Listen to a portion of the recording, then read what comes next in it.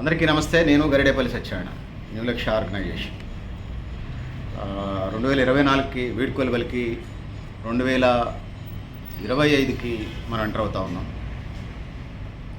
గతం జ్ఞాపకాలు మనతోనే ఉంటాయి, కానీ భవిష్యత్ ఎజెండా కూడా మన కర్తవ్యాలు ముందుంటాయి. ఇట్టనే జిల్లాకి ఉండొచ్చు. ఖమ్మం జిల్లా బీసీలు అయితే నాతో చెప్తా ఉన్నారు, 2025లో బీసీ భవన్ ఓపెనింగు, ఇంకా కొన్ని ఒక 3-4 పాయింట్స్ చెప్పారు వాళ్ళు నాతో. అవి ఇప్పటికిప్పుడు లీక్ చేయకూడదు కాబట్టి నేను తర్వాత మళ్ళీ అవి ముగిసిన తర్వాత మీ దృష్టికి తీసుకొచ్చే ప్రయత్నం చేస్తాను. ఇప్పుడంటే వాళ్ళు ఉద్యమ రహస్యాలను బయటపెట్టిన అడుగుతాను. ఇదైతే ఓపెన్ కాబట్టి చెప్పాను. ఖమ్మం జిల్లా బీసీ ఉద్యమానికి సంబంధించి అయితే వాళ్ళు చెప్పింది అయితే ప్రధానంగా ఇదైతే ఉన్నదనే తెలియజేస్తూ ఉన్నాను. ముఖ్యంగా తెలంగాణ రాష్ట్ర ప్రభుత్వం కూడా తన ఎజెండాని 6 వారంటీలను అమలు చేయటం, రైతులకి అన్నీ అంటే అప్పుల భారాన్ని తగ్గించి రైతులకి మరిన్ని ప్రోత్సాహాలు ఇవ్వటం. ముఖ్యంగా ఇప్పటికే 6 వారంటీల్లో గ్రామీణ వ్యవసాయ పేదలు ఎవరైతే ఉన్నారో వ్యవసాయ కూలీలకు కూడా రైతులకు ఇస్తున్నారు రైతు భరోసా, రైతు బంధు పేరుతోని. అది వ్యవసాయ కూలీలకు కూడా ఇవ్వాలనేది తెలంగాణ రాష్ట్ర ప్రభుత్వం ఎజెండాగా ఉన్నది. అటు రైతులకి, రైతు కూలీలకి, ఇతర చిరు వ్యాపారులకు కూడా అంతో ఇంత లోన్లు ఇచ్చి వాళ్ళు కాళ్ళ మీద వాళ్ళు నిలబడేలాగా చేయాలనేది తెలంగాణ రాష్ట్రం ముందు ప్రధానమైన ఎజెండా. రాష్ట్రాన్ని అప్పుల ఊపి నుంచి బయటికి తీసుకురావడం 2025లో ఇంకా మరిన్ని అభివృద్ధి సంక్షేమ పథకాలు, ఇంకా స్కిల్ డెవలప్మెంట్ ప్రోగ్రామ్స్, ఇంకా స్పోర్ట్స్ అండ్ గేమ్స్. ముఖ్యమంత్రి విదేశాలకు వెళ్ళి వచ్చినప్పుడు అక్కడ ఒక చిన్న దేశం తెలంగాణ విస్తీర్ణంలో భౌగోళికంగా తెలంగాణ, ఆంధ్రప్రదేశ్ అంతా కూడా ఒక చిన్న దేశం చాలా మెడల్స్ తీసుకొచ్చింది. భారతదేశానికి ఆ మెడల్స్ రాలేదు కాబట్టి తెలంగాణ నుంచే భారతదేశం యొక్క చిత్రపటం, ప్రపంచ పటంలో భారతదేశం యొక్క చిత్రపటాన్ని తెలంగాణ నుంచి చూపిద్దామనేటువంటితోనే స్పోర్ట్స్ అండ్ గేమ్స్ స్కూల్స్ని ఓపెన్ చేస్తాను. ఇట్లా ప్రజా అభివృద్ధి, సంక్షేమం, స్కిల్ డెవలప్మెంట్ ప్రోగ్రామ్స్, అదేవిధంగా రాష్ట్రానికి 26 లక్షల ఇళ్ళు నిర్మాణానికి సంబంధించి ఎజెండాతోని తినడానికి తిండి, ఉండడానికి ఇల్లు, కట్టుకోవడానికి బట్ట, అదేవిధంగా ఇవి ఎజెండాగా పెడతా ఉన్నాయి. ఇది ప్రపంచవ్యాప్తంగా ఉండేటువంటి అంశాలే కాదన్ను. తెలంగాణకు సంబంధించి అవైపుగా అడుగులు పెడతా ఉన్నాయి. ఇంకా అనేక భూ సమస్యలు పరిష్కారం చేయడానికి ఈ 2025లో వాళ్ళ ప్రయత్నాలు అయితే వాళ్ళు స్టార్ట్ చేశారు. ఇప్పటికీ సంవత్సరం అయిపోయింది కాబట్టి రెండో సంవత్సరం కొంచెం ఏం చేస్తారు అనే దాని మీద వాళ్ళు అడుగుతూ ఉన్నారు, వాళ్ళు చేస్తున్నారు. ఇక భారతదేశానికి సంబంధించి వచ్చినప్పుడు స్కిల్ డెవలప్మెంట్ ప్రోగ్రామ్స్తోని సంవత్సరానికి 2 కోట్ల ఉద్యోగాలు ఇస్తున్నటువంటి బీజేపీ ప్రభుత్వం మరి 10 సంవత్సరాలు 11వ సంవత్సరాలకు వచ్చాం. 11వ సంవత్సరం కూడా వెళ్ళిపోతుంది. 11 రోజులు 22 కోట్ల ఉద్యోగాలు ఇప్పటికే ఇచ్చి ఉన్నట్టయితే బీజేపీ దేశంలో నిరుద్యోగం ఉండేది కాదు. అయినా వాళ్ళు స్కిల్ డెవలప్మెంట్ ప్రోగ్రామ్స్తోని వాళ్ళు ముందుకెళ్లే ప్రయత్నం చేస్తున్నారు. దాంతోపాటు దేశీయ, ముఖ్యంగా స్వదేశీ ఎజెండాతోని బీజేపీ ముందుకెళ్తున్నట్టు పరిస్థితి మనం చూస్తూ ఉన్నాం. సో బీజేపీ బీసీ సంబంధించినటువంటి దేశవ్యాప్త కులగాలను అడుగుతూ ఉన్నాయి. మరి వాళ్ళు ఆర్ఎస్ఎస్, సంఘ పరివార్ వాళ్ళ కోపాలు వచ్చినా లేదు. మా పెద్దలు చెప్పినటువంటి మాటలు మీ దృష్టికి తీసుకొస్తా ఉన్నాను. సో సోదరులారా, సోదరిమణులారా, సో ఏదైతే ఉన్నదో ఆర్ఎస్ఎస్, సంఘ పరివార్ వాళ్ళు ఏదైతే ఉన్నారో ఈ ఆర్ఎస్ఎస్, సంఘ పరివార్ వాళ్ళకి సంబంధించినటువంటి ఎజెండా ఏదైతే ఉన్నదో ఆ ఎజెండాని అమలు చేసే ప్రయత్నం చేస్తున్నారు తప్పితే ఈ బీసీకి సకల కుల జనగణన, బీసీ కుల జనగణన అండి సకల కుల జనగణన చేయమని చెప్పేసి అడుగుతూ ఉన్నారు. బీజేపీ వాళ్ళు స్వదేశీ ఎజెండాతోనే దేశ రక్షణ పేరుతో ముందుకెళ్తున్న నేపథ్యాన్ని మనం చూస్తూ ఉన్నాం. కానీ ఉద్యోగ ఉపాధి హామీలకు సంబంధించి ఈ 2025, 24 అయిపోయి 25లోకి వెళ్తున్న నేపథ్యంలో ఆ విధంగా ముందుకెళ్లాల్సిన అవసరం అయితే ఉంది. సో అందరికీ అంటే 3-4 కోట్ల ఇళ్ళు అవసరం పడ్డాయి ఈ దేశంలో. సుమారుగా 4 కోట్ల ఇళ్ళు ఈ దేశంలో అవసరం పడ్డాయి. ఆ ఇళ్ళు కట్టించే ఎజెండా ఉంది. ముఖ్యంగా నిజ తలసరి ఆదాయం పెరగాల్సిన పరిస్థితి అయితే ఉన్నది. సో ప్రభుత్వం జిఎస్టీ పేరుతోని ప్రపంచంలో టాప్ మోస్ట్ జిఎస్టీ కడుతున్న దేశాల సరసన టాప్ 5 కంట్రీస్లో ఇండియా ఉన్నదనేది ప్రపంచ పట్టంలో, ప్రపంచ ఎకనికలో, ఆర్థిక వ్యవస్థలో చూపిస్తూ ఉన్నారు. కానీ ఈ దేశంలో ఉన్నటువంటి పేదల, నిరుపేదల ఆర్థిక వ్యవహారాలు అయితే ముందుకు జరగలేదు అనేది నిజంగా అర్థమవుతుంది. ఇప్పటికే నేను చెప్పుకుంటూ వస్తున్నాను, ఈ దేశంలో ఒక వ్యక్తికి రోజుకి 500 కోట్ల ఆదాయం వస్తుంది. ఇంకొక వ్యక్తికి రోజు పని చేసుకుంటే 500 రావడం కష్టంగా ఉన్నది. వీళ్ళు తరసరి ఆదాయాన్ని అగ్రిగేట్ చేస్తున్నారు. 500 కోట్ల 500 రూపాయల అగ్రిగేట్ని సరిసగం చేస్తే వీడు మామూలుగా డైలీ వేజ్ వర్కర్ కూడా 100 కోట్లు ఉన్నలాగా చూపిస్తూ ఉన్నారు. ఇది నిజ అభివృద్ధి కాదు. సో అసమానతలు ఏదైతే ఉందో పేదోడు మరింత పేదోడు కావటం, ధనికుడు మరింత కావటం, పేదోడు మరింత పేదోడు కావటం, ధనికుడు మరింత, దీన్ని సమానత చేయాల్సినటువంటి అవసరం అయితే ఉన్నది. అది పాలక ప్రభుత్వాల మీద ఉంటుంది, అది కేంద్ర రాష్ట్ర ప్రభుత్వాల మీద ఉంటుంది. ఈ ప్రభుత్వాలు అనేవి అవేమి అల్లాటప్పా కాదు, అవి ప్రైవేట్ కంపెనీలు అంతకంటే కాదు, సీఈఓలు అంతకంటే కాదు. అందుకోసం ఆ విధంగా ముందుకు పోవాలి. అయితే ప్రపంచానికి కూడా కొన్ని సవాళ్ళు ఉన్నాయి. ఆ సవాళ్ళు ఏమున్నాయనే దానికి వచ్చినప్పుడు 2024లో నుంచి 2025లోకి కోటి ఆశలతోనే మనం ముందుకెళ్తా ఉన్నాం. ఐక్యరాజ్య సమితి పెట్టి, యునైటెడ్ నేషన్స్ ఆర్గనైజేషన్ పెట్టి 2025లో నాటికి 80వ వసంతంలోకి 80 సంవత్సరాల్లోకి ఎంటర్ అవుతున్న నేపథ్యాన్ని మనం చూస్తూ ఉన్నాం. సో ప్రపంచానికి కూడా కొన్ని కష్టాలు వచ్చినాయి, అనేక సంక్షోభాలు వస్తూ ఉన్నాయి, భూకంపాలు వస్తూ ఉన్నాయి, సునామీలు వస్తూ ఉన్నాయి. 2024 పాత జ్ఞాపకాలని, అందులో చేదు జ్ఞాపకాలని మర్చిపోయి వాటి నుంచి అనుభవాలని గుణపాఠాలుగా తీసుకొని మనం ముందుకు వెళ్లాల్సిన అవసరం అయితే ఉన్నదని తెలియజేసుకుంటున్నాను సోదరులారా, సోదరీమణులారా. 2025 సంవత్సరానికి సంబంధించి COP30 సదస్సుకు బ్రెజిల్ రెడీ అవుతా ఉంది. ఇంకొక వైపు ఉక్రెయిన్ రష్యా యుద్ధం, అదేవిధంగా ఇజ్రాయెల్ పాలిస్తాన్ యుద్ధాలు, దాంతో పాటుగా సిరియా సూడాన్ సంక్షోభాలు ప్రపంచ జనాభాపై తీవ్ర ప్రభావాన్ని చూపిస్తూ ఉన్నాయి. 2025లోనైనా ఈ కాల్పుర విరమణలు జరిగి పరిష్కారాలు జరుగుతాయని 2025లో ఆశిస్తూ ఉంది, ప్రపంచం ఎదురు చూస్తూ ఉంది. ఇందులోనే COP30 బ్రెజిల్లో జరిగేటువంటి COP30 సదస్సుకు సంబంధించి లింగ సమానత్వం మీద చర్చించడానికి సంబంధించి గత 40 సంవత్సరాలుగా చర్చలు జరుగుతూ ఉన్నాయి. 2025 నాటికి 3 దశాబ్దాలు పూర్తి కావటం, 4 దశాబ్దాల్లోకి ఎంటర్ కావటం మనం జరుగుతున్నట్టు నేపథ్యంలో రెండవ ప్రపంచ యుద్ధానంతరం ఏర్పడినటువంటి ఐక్యరాజ్య సమితి 80 ఏళ్ళు పూర్తి కావటం, అంటే రెండవ ప్రపంచ యుద్ధం జరిగిన తర్వాత ఏర్పడినటువంటి ఐక్యరాజ్య సమితి, అంటే ప్రపంచ యుద్ధాలు లేకుండా దాని వంతు కర్తవ్యాలు ఐక్యరాజ్య సమితి పోషిస్తుంది అనేది మనం చెప్పుకోక తప్పదు.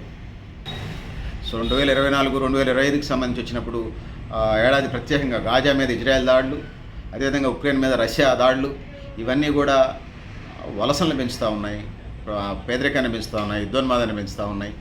సో ఉక్రెయిన్ మీద రష్యా దాడి, ఇవన్నీ ఇంకా సూడాన్, సిరియా లాంటి దేశాల్లో హృదయ విదారకమైనటువంటి పరిస్థితులు మనం చూస్తున్నాం. ఉక్రెయిన్ దేశంలో 6.2 మిలియన్ల మంది శరణార్థులుగా మారారు. గాజా దాడుల్లో 1.4 మిలియన్లు మహిళలు, పిల్లలు, వృద్ధులు శరణార్థులుగా మారడం మనం చూస్తూ ఉన్నాం. ప్రపంచవ్యాప్తంగా 110 మిలియన్ల బలవంతంగా వలస జరుగుతూ ఉన్నాయి. సో యుద్ధాల వల్ల, పేదరికం వల్ల, నిరుద్యోగం వల్ల, ధరల పెరుగుదల వల్ల ఇవన్నీ జరుగుతూ ఉన్నాయి. వీటిని 2025 ఆ విధంగా ముందుకు వెళుతుందని చూద్దాం. ఇందులో ఈ సంక్షోభంలో చమురు సంక్షోభం, ఆహార ధాన్యాలు, వంట నూనె ధరలు, ఈ విధంగా యుద్ధాలు జరిగినప్పుడు అక్కడ కొరత ఉంటుంది, అక్కడికి సప్లై చేయడానికి వ్యాపారస్తులు ట్రై చేస్తూ ఉంటారు, ఇవన్నీ ఉంటాయి.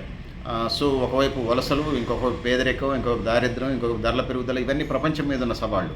అందుకోసం యుద్ధాలు వద్దు, ముఖ్యంగా జనరల్గా వచ్చే సవాళ్ళకి. భారతదేశానికి సంబంధించి ప్రపంచవ్యాప్తంగా కరోనా వచ్చింది, భారతదేశ వ్యాప్తంగా మనం చూసినప్పుడు వ్యాక్సిన్ కనుక్కున్నాం, పరిష్కారం చేసాం. ఈ లోపునే అది 1 నుంచి 2 సంవత్సరాలు గడిచే లోపుగా, 1 నుంచి 2 సంవత్సరాలు గడిచే లోపుగా ఏదైతే ఉన్నదో ఈ దేశంలో ఉన్నటువంటి 23 కోట్ల మంది పేదరికంలోకి ఒక్క దెబ్బకి నెట్టివేయబడ్డారు. నిన్న మొన్నటి దాకా నా సర్కిల్లో వాళ్ళే అప్పులు తెచ్చడానికి జరిపోయింది. కరోనా టైంలో పనికి వెళ్ళైతే కాక ఆ అప్పులు తెచ్చుకొని తిని వాటిని చిట్టీలు కట్టుకొని, వడ్డీలు కట్టుకొని, గిరిగిర్లు కట్టుకొని అవన్నీ అప్పులు తీరుస్తూ ఉన్నారు, ఇప్పుడిప్పుడే బయటపడతా ఉన్నారు. సో అందుకోసం ప్రపంచం ముందు సహసిద్ధంగానే జనరల్ సవాళ్ళు ఎప్పుడేం వస్తుందో చెప్పలేనటువంటి సవాళ్ళు ఉంటాయి. అందుకోసం ప్రజల్లో ఎప్పుడు ఎంత స్థితిమంతులైనా కూడా గుండెల్లో భయంతో బతుకుతూ ఉంటుంటారు. సో అందుకోసం ప్రపంచం ముందు ఎన్ని సవాళ్ళు ఉన్నాయనేది నేను ఇక్కడ చెప్పదలుచుకున్నాను సోదరులారా, సోదరీమణులారా. ఇక బ్రెజిల్లోని 2000 COP30 సదస్సు 2025 బ్రెజిల్లోని బెలేంలో దాన్ని పెట్టే పరిస్థితి చేస్తున్నారు. దానికి సంబంధించినటువంటి కార్యక్రమం. సో ఇది అన్ని అంశాలతో పాటుగా మహిళా సాధికారతకు సంబంధించి, లేకపోతే లింగ వివక్షని వ్యతిరేకంగా సంబంధించి కానీ, ప్రపంచ యుద్ధాలకు సంబంధించి, కట్టడికి సంబంధించి కానీ, ఇట్లా వీటన్నిటితో పాటు ముందుకెళ్లే ప్రయత్నం చేస్తుంది. దీంతో పాటు ఎన్విరాన్మెంట్కి సంబంధించి కూడా ఇందులో చర్చ జరుగుతుంది. మా కార్బన్ ఉద్గారాల కట్టడి, హరిత గృహ వాయువులను తగ్గించడం, భూతాపాన్ని పరిమితిలో అదుపు చేయడం, పర్యావరణ రహిత వ్యవసాయ పద్ధతుల్ని అనుసరించడం, ప్యారిస్ ఒప్పందం ప్రకారం భూతాపాన్ని 1.5 డిగ్రీల లోపు కట్టడి చేయడం, అత్యధికంగా కార్బన్ ఉద్గారాల కారణమైన దేశాల అదుపు బాధ్యత, అదేవిధంగా అత్యధిక కార్బన్ ఉద్గారాలకు కారణమైన దేశాలపై అదుపు బాధ్యతలను పెంచడం, శిలాజ ఇంధనాల వాడకాన్ని తగ్గిస్తూ విద్యుత్ వాహనాల ఉపయోగాన్ని ప్రాధాన్యం ఇవ్వడం లాంటి అంశాలు ప్రధానంగా ఉన్నాయి. 2025 దానికి వేదికగా అవుతుంది. పరిష్కారాలు కొంతమేరకైనా అన్నీ నెరవేరిస్తే మంచిదే. సో ఈ దేశాలు, వాళ్ళ పరిస్థితులు, వాళ్ళ అధ్యక్షులు, వాళ్ళ పాలకులు రకరకాల పరిస్థితుల్లో ఉంటారు, ఏమవుద్దో చూడాలి. సో శిలాజాల వాడకాన్ని తగ్గిస్తూ విద్యుత్ వాహనాలను ఉపయోగంలోకి తీసుకురావాలని, పెట్రోల్ డీజిల్ బదులు కరెంటు వాడకం, అందులో సోలార్ కరెంటు తీసుకురావడం. సో పర్యావరణాన్ని ప్లస్ టెక్నాలజీ, ఒకవైపు టెక్నాలజీ అంటూ రెండవ ప్రకృతి పర్యావరణాన్ని పరిరక్షించడం, మూడో వైపు ప్రజల యొక్క ఖర్చులు కష్టపడి చెమటలు చెందించి, కండలు కరిగించి చేసినటువంటి సంపదని దాచుకోవాల్సినటువంటి పరిస్థితి అయితే ఉన్నదనేది ఇక్కడ నేను తెలియజేస్తాను. ఆ విధంగా ముందుకు పోవాల్సిన అవసరం లేదు. సో ప్రపంచ మానవాళికి అనుగుణంగా ఐక్యరాజ్య సమితి ప్రపంచ శాంతికి బాటలు వేయడానికి 2025 నాంది పలుకుతుందని భావిద్దాం. సో ప్రజలు సహకారాత్మక మార్పుల దిశగా దాన్ని ప్రోత్సహించాల్సిన అవసరం కూడా ఆ దేశాల్లో ఉన్నటువంటి పాలకవర్గాల మీద ఉంది. సాంప్రదాయ జీవనశైలి, వర్తక వ్యాపారాలు రానున్న రోజుల్లో కృత్రిమ మీద ఆర్టిఫిషియల్ ఏఐ అంటున్నాం, దాన్ని ఆర్టిఫిషియల్ ఇంటెలిజెన్స్ ప్రధానంగా పాత్ర పోషించబోతుంది 2025లో. దాంతోపాటు స్కిల్ డెవలప్మెంట్ ప్రోగ్రామ్స్ ఏదైతే వృత్తి నైపుణ్యాలకు సంబంధించి వాళ్ళకి 2025లో ప్రాధాన్యత ఉంటుంది. వాళ్ళు ఎక్కువ సంపాదించుకోగలిగే ఆస్కారం మనకైతే నాట్ ఓన్లీ ఇండియా, వరల్డ్ లెవెల్లో ఇది మనకి కనిపిస్తూ ఉంది. ఆ వైపుగా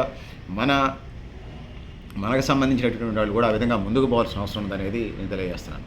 సో కృత్రిమ మేధాకి సంబంధించి ముందుకు పోవాలి. సో ఆ విధంగా ముందుకు పోవటం వల్ల ఇది కావాల్సి ఉంటుంది. సో పొద్దున లేగానే పళ్ళు తోముకోవటం నుంచి హ్యూమనాయిడ్ రోబోటిక్స్తో ఇటువంటి పనులు చేయించే వరకు, అంటే ఇండ్లలో పనులన్నీ పని మనుషులు ఏం అక్కర్లేదు, ఇతర మనుషులు కూడా అవసరం లేదు, రోబోలు వచ్చేసినాయి, అవి పనిచేస్తాయని చెప్తా ఉన్నారు. సో అమెజాన్ కంపెనీ ఇప్పటికే 7.5 లక్షల రోబోలను వివిధ పనులు పురుగొల్పడం, అంటే ఇప్పటికి వాళ్ళు అమెజాన్ అనేది పెద్ద వరల్డ్ ఫేమస్ కంపెనీ, వాళ్ళు ఆ రోబోలను తయారు చేసి ఇంట్లో పనులు చేయడానికి వాటిని పెట్టే పరిస్థితి మనం చూస్తూ ఉన్నాం. సో అది అట్లా ఉంటే కొరియా ప్రాంతం వేడెక్కడం, అమెరికా అధ్యక్షుడు డొనాల్డ్ ట్రంప్ ఎన్నికైన తర్వాత పరిస్థితులు ప్రత్యేకంగా ఉన్నాయి. దక్షిణ చైనా సముద్రంలో మిడిల్ ఈస్ట్లో చెలరేగుతున్న సంక్షోభాలతో కూడా కొన్నేళ్లుగా ప్రజలు ఎదుర్కొంటున్న, ప్రపంచ మానవాళి ఎదుర్కొంటున్నటువంటి ప్రధానమైనటువంటి సవాళ్లు పేదరికం, ఆకలి చావులు, అదేవిధంగా ప్రజారోగ్య పరిరక్షణ, నీటి కాలుష్యం, నగరాల్లో గాలి కాలుష్యం, నేల ఎడారీకరణ, మానవ హక్కుల హననం చేయటం, జీవ వైవిధ్య విధ్వంసాలు, అణ్వాయుధాల ప్రయోగాలు, దివ్యాంగుల సమస్యలు, ఆర్థిక అసమానతలు, అవిద్య, నిరుద్యోగం, హింస, విపత్తులు, దాడి, మానవ వలసలు, బాల హక్కులు, అవినీతి, ఇస్లామిక్ తీవ్రవాదం, ఇతర తీవ్రవాదాలు, ఏర్పాటువాదాలు, సైబర్ నేరాలు, అంటువ్యాధులు, కోవిడ్ లాంటి మహమ్మారులు, అదేవిధంగా 2025 ఇవన్నీ వీటితో పాటు ప్రపంచ మానవాళి మీద ద్రవ్యోల్బణాన్ని అదుపులో ఉంచడం, అంటే ధరలు పెరగకుండా చూడటం, ప్రపంచం ముందు ఇవన్నీ కామన్ ఎజెండా.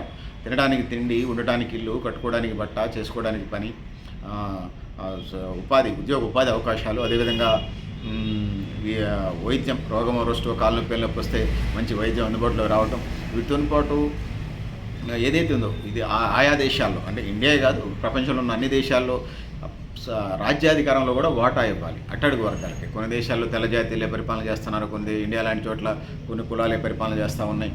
సో ఇదంతా సంపద పంపిణీ సక్రమంగా జరగాలి, రాజ్యాధికారంలో వాటాలు కూడా జరగాల్సిన అవసరం అయితే ఉన్నదని తెలియజేస్తున్నాను. ఆ విధంగా ముందుకు పోవాల్సిన అవసరం ఉంది ప్రపంచం కూడా. సో రాజ్యాధికారంలో కూడా అన్ని వర్గాలు భాగస్వాములై పంచుకునేలాగా ఆ విధంగా ముందుకెళ్ళడానికి వాటలు వేస్తుందని 2025 భావితం. సో ఏది ఏమైనప్పటికీ కూడా సో క్యాలెండర్ ఇయర్ మార్పుతోనే నూతన సంవత్సర వేడుకలకు సంబంధించి దాని మీద నాకు అనుకూలత లేదు, వ్యతిరేకత లేదు, సమదూరంలో ఉండి మాట్లాడుతున్నాను. 2024 డిసెంబర్ 31 నుంచి 2025 జనవరి 1కి ప్రజల జీవితాల్లో ఒక నైట్కి నైట్ ఏం పెద్ద సినిమాల్లో లాగా అల్లావుద్దీన్ అద్భుత దీపాలు, మహత్తులు, మిరాకిల్స్ ఏం జరగవు. క్యాలెండర్లో తేదీ మారుతుంది, రోజులు గంటలు గడిచినప్పుడు రోజులు మారుతుంది, అది తారీఖు మారుతుంది. సో ఒకరోజుకి రాత్రికి ఏదో సినిమా పక్కీలో అల్లావుద్దీన్ అద్భుత దీపం లాగా ప్రజల జీవితాలు ఏం మారుతుంది, అది క్యాలెండర్లో డేట్ మారుతుంది. అది మానవ జీవితంలో అది చాలా అత్యంత సహజమైనటువంటి ప్రక్రియ. సో అయితే నేను ఇక్కడ న్యూ ఇయర్కి సంబంధించి సెలబ్రేట్ చేసుకోండి ప్రజలకు సంబంధించి. సో అవి డ్రగ్స్, మత్తు పానీయాలకు దూరంగా మంచి ఫుడ్ వండుకొని తినటం, కల్చరల్ యాక్టివిటీస్, కొన్ని చోట్ల నేను సోషల్ మీడియాలో చూస్తున్నాను గేమ్స్ అండ్ స్పోర్ట్స్ పెట్టుకుంటూ ఉన్నారు. వివిధ ప్రాంతాల్లో దేశాల్లో వివిధ రకాలుగా జరుగుతూ ఉంటాయి. ఎవరికి నచ్చినట్టు వాడు చేసుకుంటున్నాడు, అందులో సమాజానికి నష్టం చేసే. ఇంకా ఇది న్యూ ఇయర్కి సంబంధించి ఎక్కడైనా డెసిబుల్స్ ఏదైతే ఉందో ధ్వని కాలుష్యం ఎక్కువైపోయింది, అది పర్మిషన్లు తీసుకోవాలి.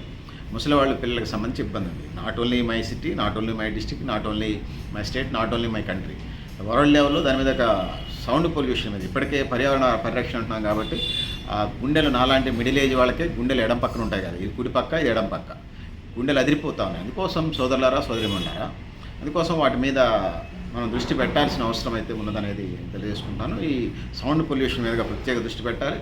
సంబంధించినటువంటి శాఖలు ఏదైతే ఉందో పొల్యూషన్ కంట్రోల్ బోర్డులు వాళ్ళ మీద ఖచ్చితంగా కొన్ని ఫైన్స్ అన్న అయిపోతే వాళ్ళు వినేటట్లు లేరు. ఆ విధంగా న్యూ ఇయర్ సెలబ్రేషన్ చేసుకుంటారని. సో శాశ్వతంగా ఇప్పటికే చెప్పినటువంటి ఎజెండా ఏదైతే ఉందో తినడానికి తిండి, ఉండడానికి ఇల్లు, కట్టుకోవడానికి బట్ట, ఉద్యోగ ఉపాధి అవకాశాలు, అదేవిధంగా హెల్త్ విద్య, చదువుకునే అంత విద్య, అదేవిధంగా ఆరోగ్యానికి సంబంధించిన అంశాలు, రాజ్యాధికారులు అన్ని వర్గాలకు వాటా, అదేవిధంగా ద్రవ్యోల్బణం, ఇవన్నీ ఉన్నా కూడా ద్రవ్యోల్బణం ధరలు అరగట్లేకపోతే ప్రజలు అన్ని రేట్లు పెట్టి ఆ నిత్యావసర వస్తువులు కొనుక్కొని తినలేరు. ఆ విధంగా మళ్ళీ పేదరికంలో పోతారు. సరైన ఫుడ్ తినకపోతే హెల్తీ సమస్యలు వస్తాయి. ఆరోగ్య సమస్యలు వచ్చినప్పుడు మళ్ళీ ఇబ్బందులు పడే అవకాశం ఉంది. ఆ విధంగా ముందుకు పోవాల్సిన అవసరం ఉందని తెలియజేస్తున్నాను.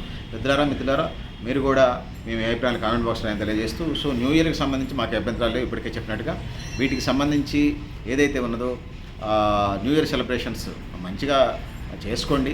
మంచి ఫుడ్ తినండి, మంచి గేమ్స్ అండ్ స్పోర్ట్స్ పెట్టుకోండి, కల్చరల్ ఈవెంట్స్ పెట్టుకోండి, అట్లా చేసుకోండి.